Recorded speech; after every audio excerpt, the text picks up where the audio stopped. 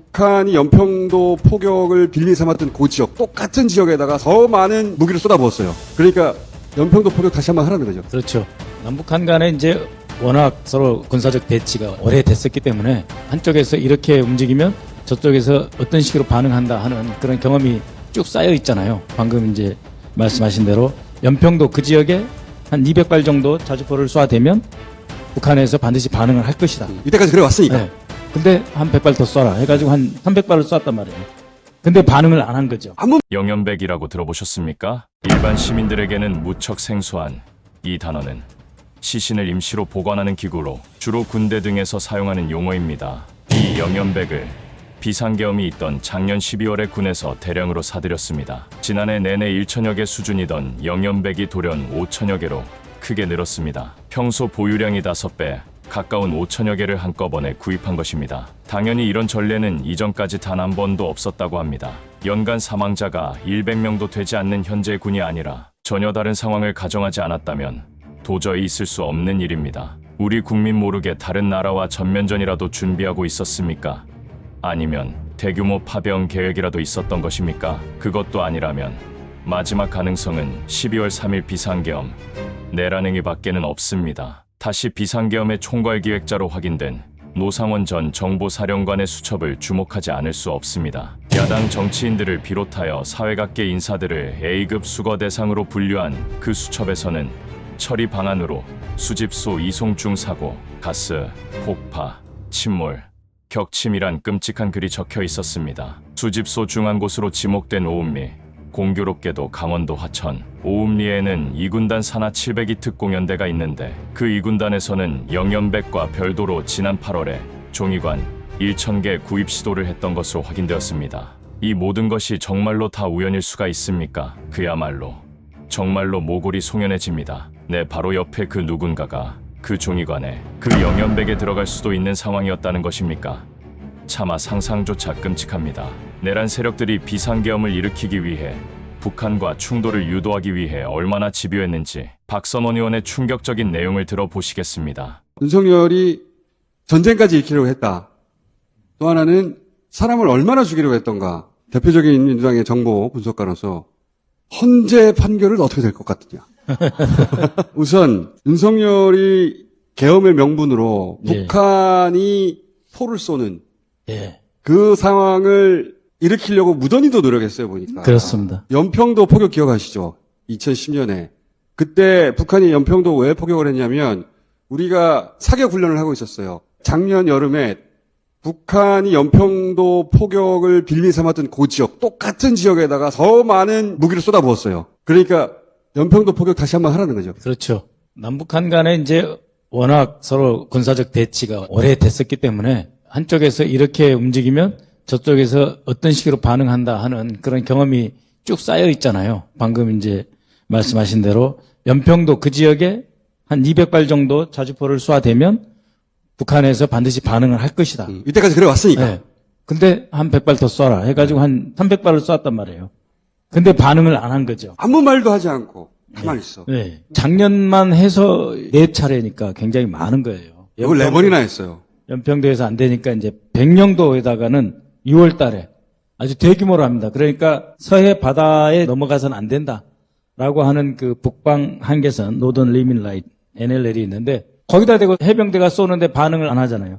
그러니까는 이것만 갖고 안 되겠다 해서 공군의 전투기하고 아파치 헬기까지 동원해서 위협 비행을 하는 겁니다. 해병대의 포 사격 그리고 위협 전투기 헬기의 그 비행까지 이제 결합시킨 거거든요. 합동작전이잖아요. 원래 이런 합동작전은 이 지상에서는 미국의 허가를 받아야 돼요. 그런데 이 서해상은 유엔 사령부의 관할 지역이 아니에요. 그러니까 이쪽에서는 지상에서보다 크게 자극하는 행위, 전쟁을 유발시키는 행위를 한 거죠. 남방 한계선 끝에까지 헬기가 들어가는 거예요. 아파치 헬기가. 바다에는 멀리 떨어져 있는 해안포밖에 없거든요. 몽군포 이런데. 그런데 이 군사 분계선은 바로 선 너머에 여러 가지 무기가 쭉 배치되어 있잖아요. 아파치 헬기가 최근접으로 들어가는데 반응을 안 해. 본래 헬기라고 하는 게 낮게 들어가서 살짝 올라와가지고 때리고 또 다시 이 언덕 뒤로 숨어가지고 빠져나오는 그런 식으로 작전을 하는 거거든요.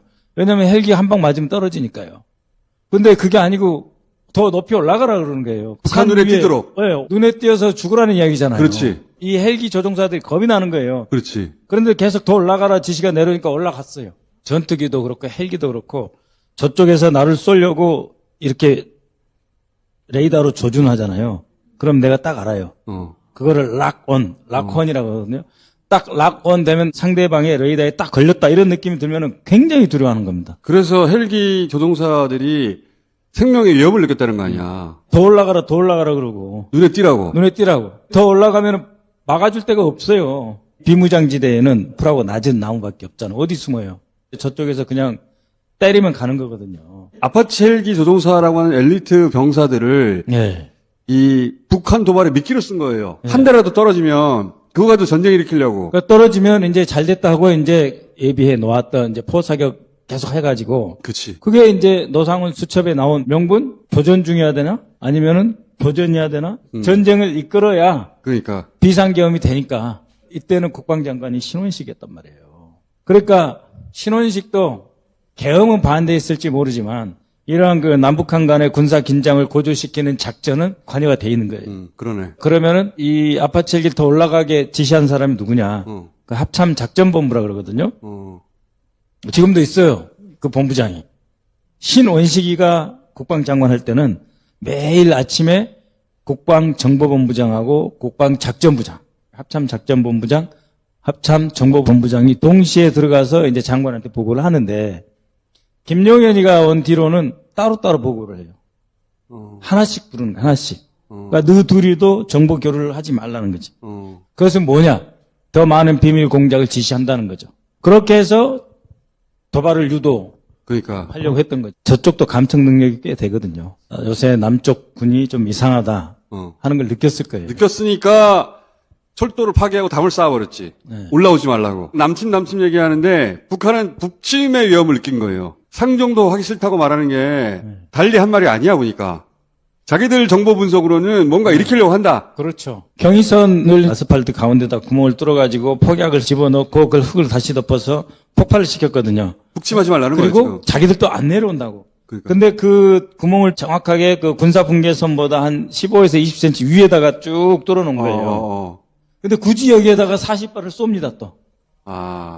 여기다가 그러니까. 또 대놓고 40발을 쏴요.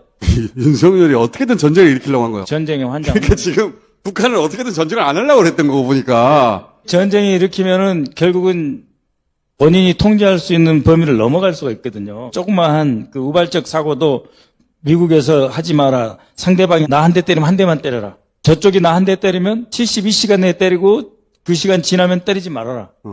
그게 이제 자위적 방위의 범위거든요. 그러한 그 유엔사가 만들어 놓은 교전 규칙이라는 거. 그런 거 안 지키는 거죠. 어떻게든 교전을 일으키려고 하는 거죠. 네. 지금. 전시가 되면 전시 경험해가지고 싹 쓸어버리겠다 이런 이야기예요. 그 다음에 MBC가 단독하는 내용인데 이거 진짜 무서운 이야기예요. 군에서 영현백이라고 시신을 담는 가방, 바디백. 그거를 군이 계엄 있던 때 3,000개를 추가 구매했다는 거예요. 어디 부대에서 그걸 주문했냐면 2군단에서 했다는 거 아니에요. 네, 2군단. 노상원 수첩에 보면은 오음리가 있어요. 네. 2차 수거에. 네. 그 2차 수거 해가지고 오음리에서 3,000명은 죽는다고 생각한 거야. 네. 와, 처음에 그랬었거든요. 사람들이 왜 오음리지? 그랬었는데 김병주 의원이 또 이 근처에서 군 생활을 했더만요. 예, 그랬을 여기가 거예요. 첩첩산중이래요. 예. 첩첩산중에다가 2차 수거한 다음에 예. 이 오음리 부대에서 이 3,000개를 주문해 놨다는 거잖아요. 3,000명이 죽는다고 생각한 거지. 이미 재고가 1,850개가 있으니까 그렇지. 합치면 5,000개예요. 5,000개네. 수첩에 보면 명단이 있거든요. 명단이 쫙 있죠. 나중에 청와대 행정관 출신, 명, 전교조 출신, 주사기 이재명 가지고. 가로 열고 쪽 놈들. 그러니까 한 사람이 이재명과 아니라. 그의 사람들이라는 뜻이죠. 그렇죠. 단체 이름들이 많이 있어요.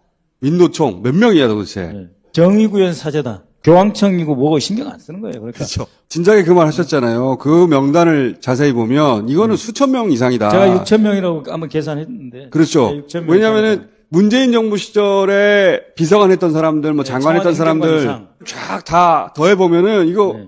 5, 6천 명 된다고 그러셨거든요. 예, 그 6,000명. 숫자 계산이 맞는 거예요. 예, 예. 전교조도 다 아니고 전교도 뭐 지부장 정도 되는 책임 있는 사람들만 해도 그런 사람들을 계산해보고, 지금 그 바디백 몇 개 있어? 한 2,000개 있습니다. 한 3,000개도 구매해. 이렇게 된 거 아니야. 그런 거죠. 하필이면 어디다? 2차 수거 하라는 곳에서 이거를 3,000개를 구매했다는 거 아니야.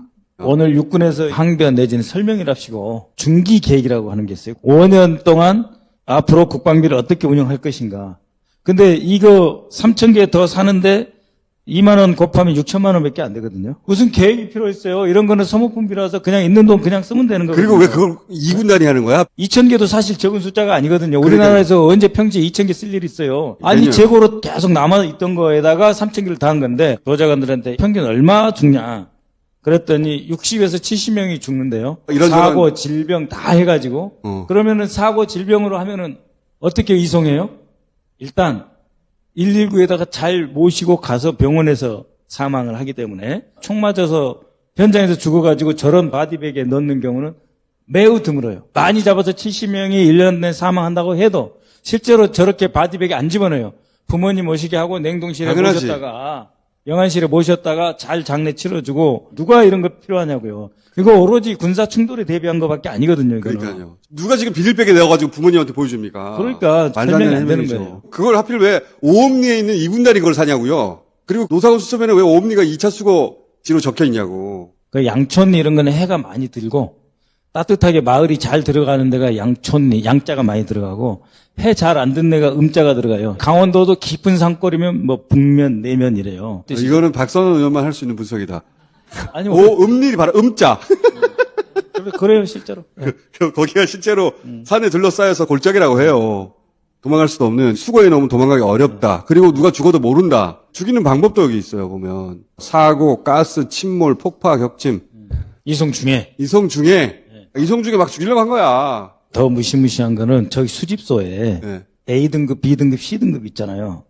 그러면 막 섞어 놓으라고 그랬어요. 그건 무슨 이야기인 줄 아세요? 이재명, 박선원에다가 막 섞어 놓으면은 군인들이 모르니까 아무렇게나 막 쏴버려도 되잖아요. 일부러 섞어 예를 들면 국회의원만 뭐 한 50명 딱 모아놨다. 그러면 망설일 수 있으니까. 아무리 특공여든이다 해도 내가 아는 사람들 우리 엄마 이재명 좋아하는데 뭐 이럴 수 있잖아요. 그러니까 이 수집소에다가 A, B, C를 섞어서 운영하라고 돼 있어요. 저는 이동 중에 죽이는 거고 수집소에 온 이후에 죽이는 방법도 있어요. 폭파도 있고 화학약품도 있잖아요. 네. 독설하라는 건데 그 밑에 용역업체도 있네. 여기 용역업체라고 써있거든. 나 이 말 들으면 제일 겁나. 오비들 암살조 이런 거하고 살짝 관련이 있는 말이거든, 저게. 이게 무시무시한 수첩이거든요. 네.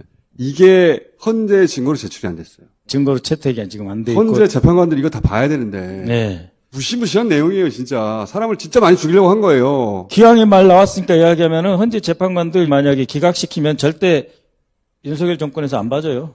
기각시켜준 사람은 뭐 따로 봐줄 것 같아요? 저는 헌재도 그렇게 없애버릴 안 거라고. 봅니다. 국회도 해산하려고 그랬는데. 너 지난번에 나한테 질문 이상하게 하더라? 우리 편인 줄 알았는데?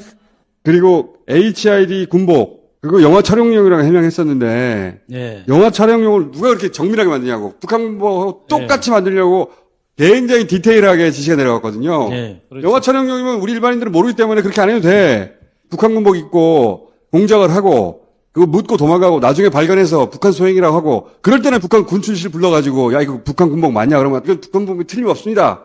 그렇죠. 그럴 용도에서나 그렇게 정밀한 게 필요하지. 예. 제 수행 보좌관이 전문 대항군이라고 북한복 입고 특전사하고 맨날 훈련하는 그 출신인데 대항군이라고 하는데 대항군. 그 대항군 중에 잘하는 친구들을 전문 대항군이라고 해요. 전문대하고요.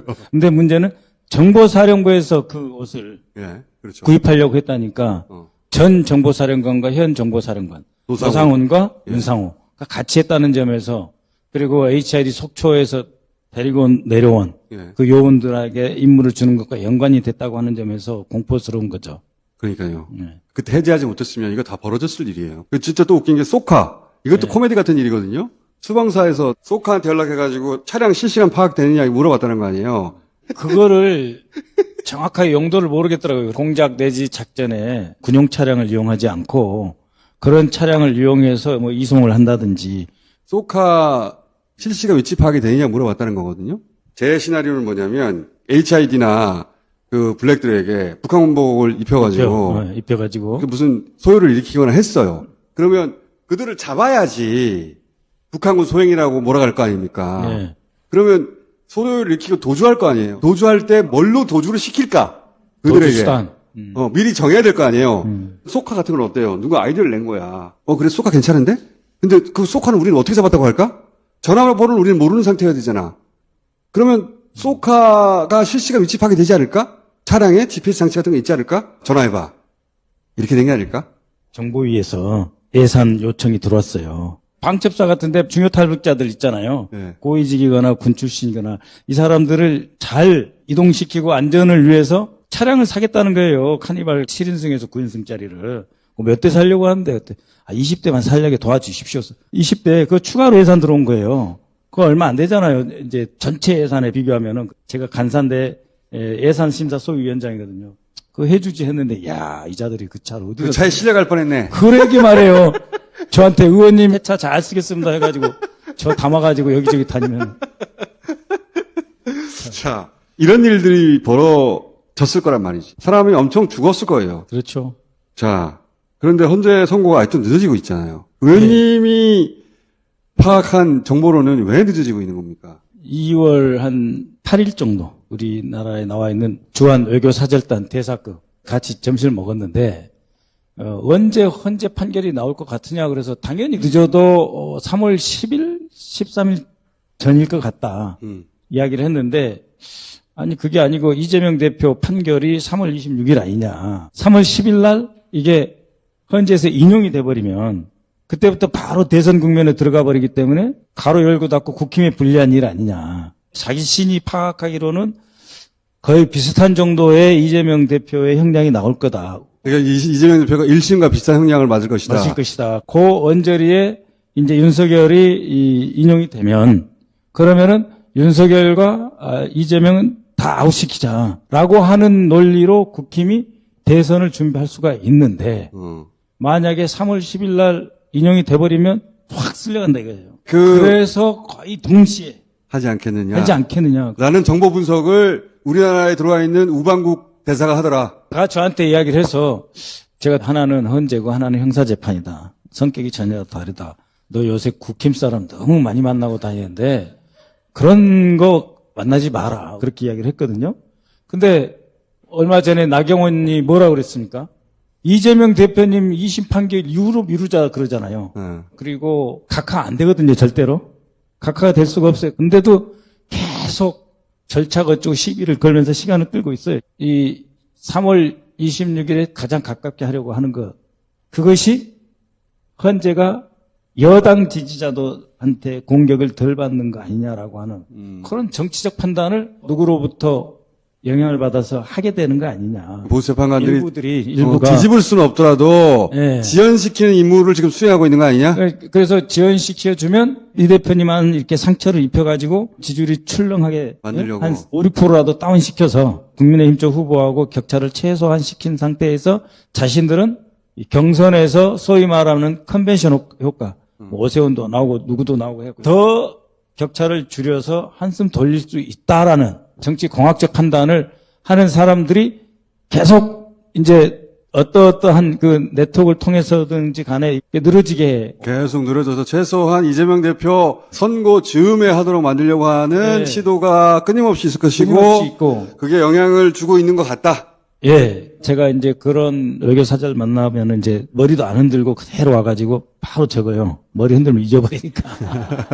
그래서 그때 적어둔 메모가 다시 생각나셨구나. 다시 읽어봤어요. 그동안 제가 생각했지 못한 단어를 제가 써놓은 게 있더라고요. 그게 뭐냐면 인용이 일찍 돼서 대선 분위기가 확 쓸려가 버리면 그러면은 끝난다는 거죠. 제3자 관점에서 네. 양쪽 얘기를 들어보고 네. 아, 이쪽의 의도는 이거구나라고 지금 의원님한테 알려준 예, 거야. 예, 그게 이제 2월 8일경이니까 벌써 오래됐네. 원시 시대 이야기죠. 우리도 전략이 있으니 우리 윤석열과 국민의힘을 버리지 말아달라. 민주당 쪽하고 너무 이렇게 쏠리면 안 된다. 그걸 좀 많이 들은 것 같아요. 국민의힘과 현 집권 세력이 갖고 있는 본심이 그거죠. 커넥션과 권한을 최대한 활용해서 예. 그 어떻게든 지연시키려고 하는 건 사실인 것 같고요. 예. 평의를 종결하면 또 문제가 뭐냐면 이제 그 편결로 넘어가자 하는 회부를 해야 돼요. 네. 그 회부를 또 지고 있는 사람이 주심 재판관인데 그 사람이 덜 끝난 것 같은데 하고 집에 가면 그걸 끝나는 거예요. 이게. 그 주심이 정영식 판사예요. 그렇습니다. 야간 집회 끝나고 행진하면은 아유 오늘은 이렇게 지나가고 내일은 달라지겠지 하는데 아침에 눈 떠보면 아침에 찝찝한데 하다가 12시 반 1시 넘으면 그렇죠. 그것이 3주째야 지금 이게. 그런 상황입니다. 지금. 자, 근데 전 세계 헌법재판소 있는 데가 한 20여 개국 된다는 거 아니에요? 그쪽이 다 보고 있대요. 지금 빨리 하라고. 영문판 지금 받아볼 내놓으라고. 생각하고 있고. 자기들도 참고하려고. 네, 왜냐하면 그 나라도 이런 경우는 거의 없거든요. 헌법재판소 있는 나라들이 아주 역사가 험악했거나 독일처럼 헌법이고 뭐고 무시하는 그 파시즘의 고통과 역사의 그 흑역사를 지녔던 나라거나. 우리나라 거 참고하려고 하는 거예요. 그래서 박근혜 때 헌재 선거문도 다 번역돼서 나왔어요. 대통령이 실제로 탄핵되고 파면되는 경우는 거의 없어요. 자, 지금 우리가 들은 것은 박선원 의원이 2월 초에 들었던 우방국 한 대사가 국민의힘 쪽에서 전해들은 국민의힘 전략을 되돌아봤더니 그걸 실행에 옮기고 있었구나. 근데 자기들 때로 다 되진 않아요. 그랬으면 윤석열이 계엄도 실패하지 말았어야 되고 부산 엑스포도 유치됐어야 되고요. 총선도 이겼어야 되고 체포도 되지 말았어야 되고 구속도 되지 말았어야 되고 기소도 되지 말았어야 되거든요. 다 뜻대로 되진 않아. 근데 최근에 중요한 걸 한 방 성공시켰어. 탈옥을 시켰잖아요. 그거하고 맞물려서 심리적 영향을 준 것 같아. 정보 계속 들어오는 거는 대선 주자가 뭘 지금 준비하고 있다. 김모 후보는 돈이 너무 없는데 근데 요새 돈 되겠다는 사람이 많이 들어가지고 사람이 꼬이고 있고 누구는 몇 층에다 사무실 누가 옷이 하나밖에 없는데. 그런 것들이 계속 들어와요. 계속 저들도 대선을 간다고 생각하고 있거든. 자 출발하면 확 뛰어야 되니까요. 오늘 또 들어온 것 중에 하나는 그 국힘의 대표급 당대표인지 원내대표인지는 제가 말 안 하겠는데 가서 윤석열이가 탈옥해가지고 가서 인사를 드리러 갔어요. 갔는데 네 무슨 자격으로 왔냐 그러더래요. 그래서 개인 자격으로 왔습니다 했대요. 분위기가 완전히 썰렁해져가지고 국민의힘도 대선 국면에 들어가면 윤석열이 엄청난 부담이거든. 국회의원들의 의지를 모아서 진짜 이번 탈옥을 간축드립니다. 이기를 기대한 거예요, 이자는. 근데 그게 아니고 개인 자격으로 털려 왔어요. 이러니까 이 친구가 나오고 미래를 함께 후사를 지금도 도모할 생각이 없구나. 이재명이 어떻게 하고 누구는 어떻게 하고 선거 대책은 어떻게 하고 알지. 내가 누구 후계자로 꽂아놓은 거 알지. 걔 중심으로 몰아봐. 이렇게 막 대화를 끌고 가려고 그랬는데 아니 나 개인 자격으로 그냥 인사 왔습니다. 썰렁해가지고 혼자 20분 떠들고 헤어졌대요. 그러니까 무슨 이야기냐면은 국힘도 꼭 그런 분위기는 아니죠. 그러니까 마지막까지 할 수 있는 말을 다 해야 그럼요. 되고 최상목 대행도 탄핵해야 돼요. 탄핵을 당연히 해야죠. 사실 우리가 계엄령 직전에 탄핵한 사람은 이진숙이 하나밖에 없어요. 탄핵 남발한 적이 없어요. 최상목이처럼 벌써 9건 거부권을 9번 행사했잖아. 줄줄이 거부권을 왜 비판 안 하고 우리 딱 한 번 했는데 난리치는 거예요. 윤석열 탄핵 안 할 수 있어요? 죄질을 짓지 말아야지.